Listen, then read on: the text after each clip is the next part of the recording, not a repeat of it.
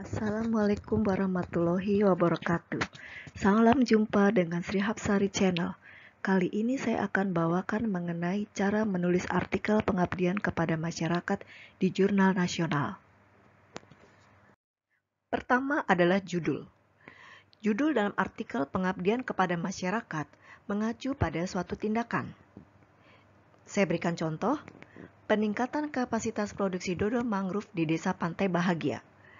Judul ini menunjukkan bahwa penulis akan melakukan suatu kegiatan dalam rangka meningkatkan kapasitas produksi dodol mangrove di Desa Pantai Bahagia.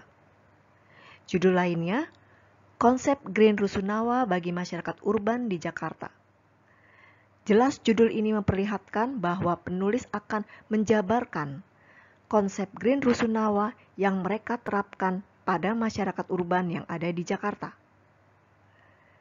Contoh lainnya lagi, instalasi solar home system sebagai sumber energi alternatif.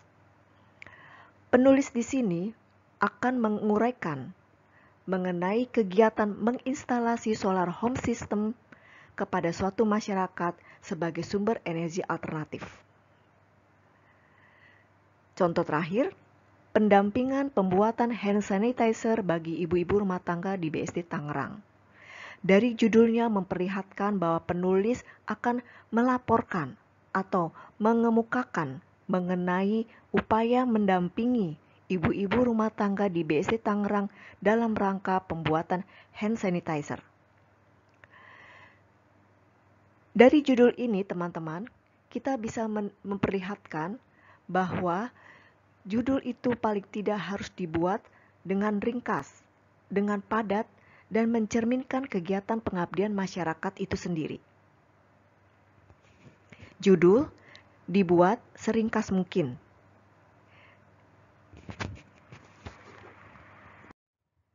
Bagian pendahuluan dalam artikel pengabdian kepada masyarakat agak berbeda dengan pendahuluan di dalam penelitian.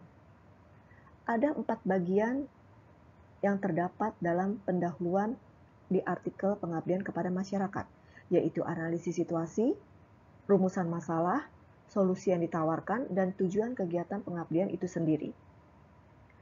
Dalam analisis situasi, perlu dijabarkan mengenai kondisi situasi masyarakat yang menjadi sasaran. Bagaimana kondisi sosial, ekonomi, budaya, atau lingkungan, atau yang lainnya. Di mana letak masyarakat tersebut berada?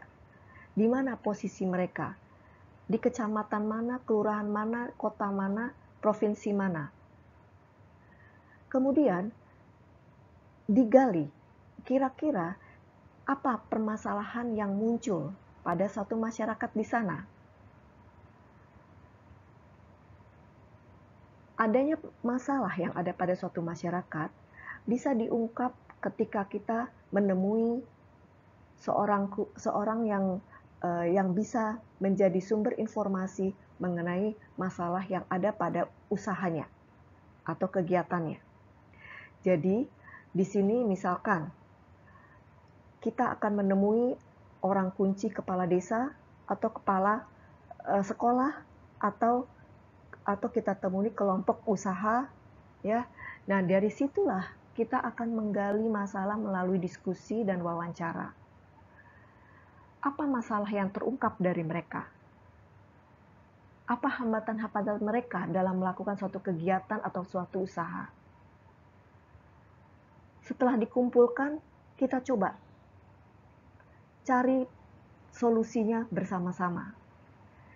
Dan kita tawarkan solusi yang sesuai dengan kepakaran kita. Selanjutnya menjadi jelas tujuan kegiatan kita akan apa. Saya berikan contoh. Misalnya,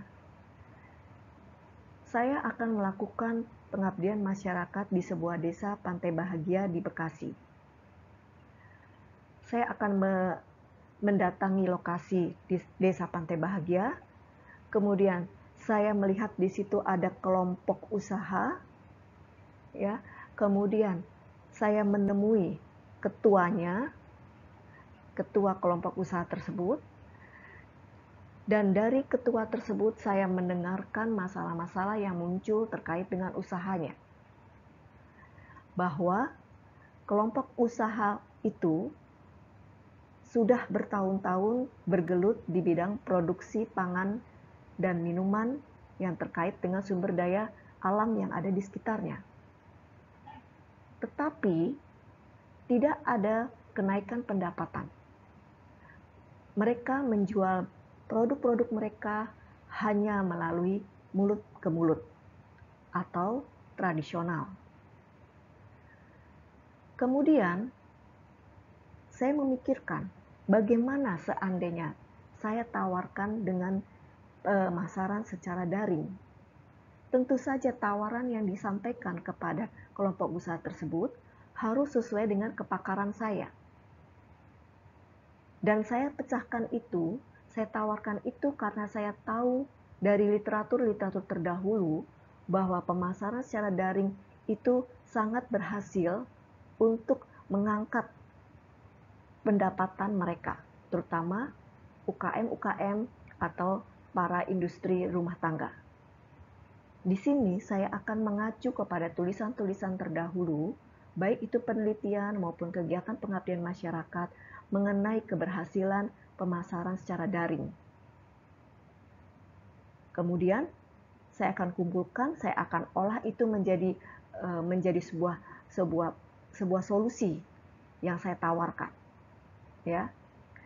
Kemudian masuklah kepada bagian akhir dari pendahuluan, yaitu tujuan kegiatan pengabdian masyarakat itu sendiri.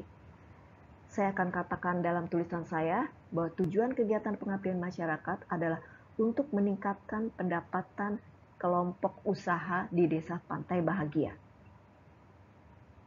Nah, itu adalah bagian pendahuluan. Intinya, bagian pendahuluan adalah latar belakang mengapa kita melakukan kegiatan pengabdian masyarakat itu. Alasannya dilihat dari situasi kondisi masyarakat yang kita sasar. Tetapi kita juga akan melihat pada acuan-acuan karya-karya peneliti atau pengabdi sebelumnya yang sudah diterbitkan. Nah, inilah yang dinyatakan bahwa bagian pendahuluan itu tidak terlepas dari bagaimana hasil yang terdahulu dan bagaimana itu dapat diselesaikan menjadi penyelesaian untuk masalah yang saya hadapi pada masyarakat yang saya sasar.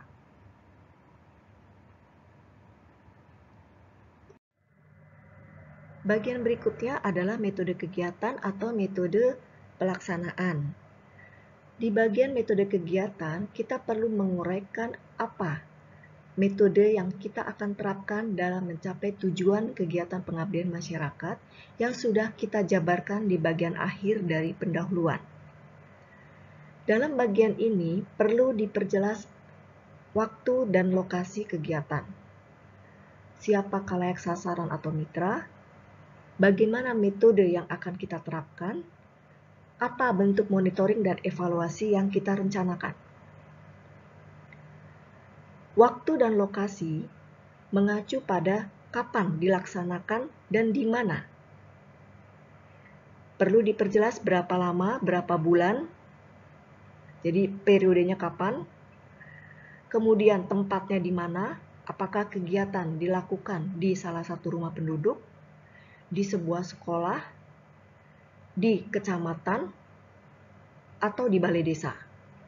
Ya, lokasinya secara detail perlu diuraikan untuk menunjukkan bahwa kegiatan itu memang dilaksanakan betul-betul di tempat yang tepat. Kemudian, jelaskan pula khalayak sasaran atau mitra kita. Tadi di bagian pendahuluan mungkin sudah diuraikan bahwa khalayak sasaran misalnya adalah kelompok usaha. Nah, lebih detail lagi uraikan. Kelompok usaha ini terdiri dari berapa orang? Berapa rentang usia mereka? Apa pekerjaan mereka? Apakah mereka semua ibu rumah tangga? Apakah mereka orang yang memang mempunyai banyak waktu luang? Jadi, karakteristik dari khalayak sasaran perlu diungkapkan secara jelas. Setelah itu, kita jelaskan bagaimana prosedur pelaksanaan kegiatan itu sendiri. Metode yang akan kita terapkan untuk mencapai tujuan itu apa? Misalnya di sini kita pilih adalah melakukan pelatihan.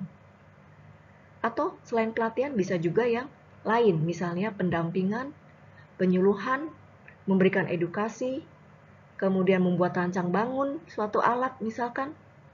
Nah, itu dijelaskan di bagian metode. Kalau menggunakan akan melakukan kegiatan pelatihan, kira-kira pelatihannya bentuknya seperti apa? Apakah ada demonstrasi di situ? Kemudian ada diskusi dan tanya jawab? Atau yang lainnya? Untuk suatu kegiatan pengabdian masyarakat yang perlu diingat adalah bahwa kegiatan itu harus berdampak kepada masyarakat sasaran. Dan kemudian kita bisa mengukurnya, apakah dampak itu dirasakan oleh mereka. Jadi, paling tidak di sini perlu diperjelas juga, apakah kita perlu memberikan pre dan post test. Kalau mengukur tentang pemahaman, kita bisa melakukan pre dan post test.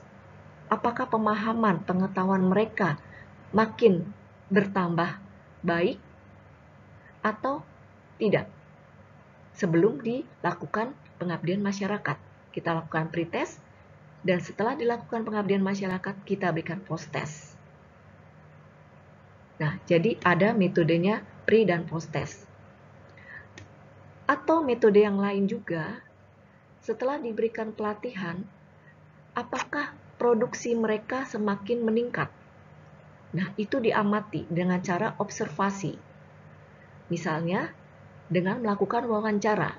Setelah diberikan pelatihan secara daring, 1 bulan, 2 bulan dipantau. Apakah ada peningkatan dari pendapatan mereka? Dan itu dilakukan wawancara. Itu juga merupakan bagian dari monitoring dan evaluasi.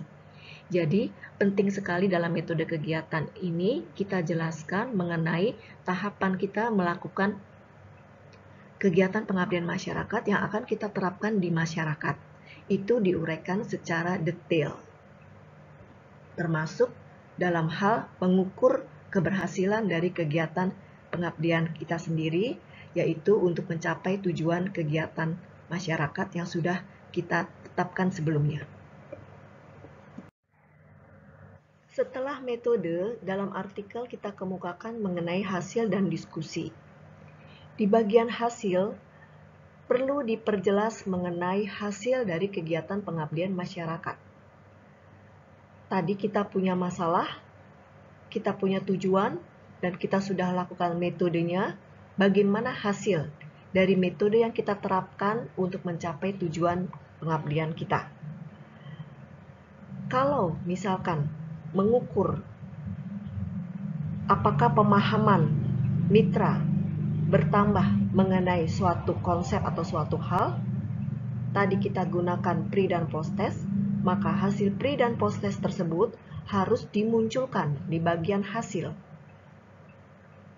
dan dijabarkan, dideskripsikan apakah terjadi peningkatan pemahaman atau pengetahuan dari khalayak sasaran. Kalau kita melakukan suatu kegiatan pemasaran secara daring, maka hasilnya seperti apa? Apakah mereka semakin terampil memasarkan produknya melalui Facebook atau Instagram? Bagaimana bentuknya? Bagaimana wujudnya dari desain Instagram atau Facebook mereka? Dan itu kita munculkan dalam foto-foto. Dan kemudian kita bisa melihat apakah ada peningkatan dari penjualan setelah menggunakan metode daring tadi. Jadi kita bisa bandingkan sebelum metode daring atau sebelum mereka menggunakan metode daring, hasilnya per bulan berapa banyak. Tetapi setelah menggunakan metode daring, pemasaran mereka naik kira-kira berapa persen. Apakah kenaikan itu signifikan atau tidak? Itu paling tidak ditunjukkan di dalam tabel grafik. Dan juga hasil produk-produk mereka seperti apa. Mungkin ketika melakukan pemasaran, desain produknya dikemas lebih bagus, maka kemasannya mungkin bisa ditunjukkan sebelumnya seperti apa dan sesudah dikemas lebih cantik seperti apa. Kalau kita melakukan kegiatan pengabdian masyarakat memberikan pelatihan daur ulang, maka tampilkanlah proses kegiatan itu sendiri. Bagaimana keterlibatan dari mitra dalam melakukan kegiatan pengabdian masyarakat. Itu perlu dideskripsikan.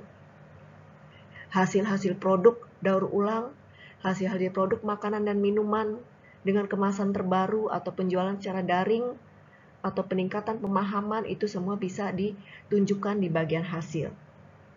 Jadi, tunjukkan dan kemudian diskusikan. Bagaimana partisipasi masyarakat? Apakah mereka begitu bersemangat, begitu antusias, atau ada kendala-kendala, kekurangan dan kelebihan dari kegiatan pengabdian masyarakat ini? Dan bagaimana hasil evaluasinya, itu yang penting juga. Apakah bisa terukur? Ya, sebaiknya terukur ya. Seperti tadi, pemahaman sebelum mendapatkan pelatihan mungkin tidak setinggi setelah mendapatkan pelatihan.